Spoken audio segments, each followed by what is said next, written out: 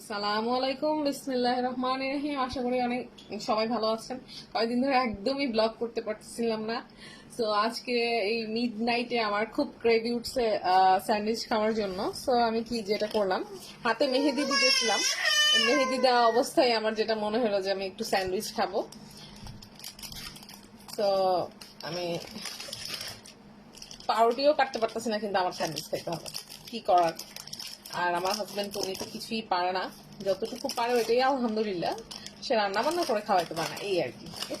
এটা দুঃখ না হিসেবে নিয়ে সুখ হিসেবে নেওয়াটাই বেটার, বিকজ সবাই সবকিছু পারবে এমন তো আর না। যাই হোক, সো যেটা করবো এখন, আমি সবসময় এই বোম্বের এই পাউরুটিটা সবসময় প্রেফার করি স্যান্ডউইচ বানানোর জন্য। এটা খুবই মিল্ক টাইপের ব্রেডটা হয়। আর এখানে আমি স্যান্ডউইচ জন্য যে পুরটা দেবো সেটা আমি সবসময় বাসায় রেডি করে রাখি। এখানে আছে সিদ্ধ ডিম, গাজর অ্যান্ড মেয়োনেজ, দ্যাটস ইট, আর কিছুই দিই নেই।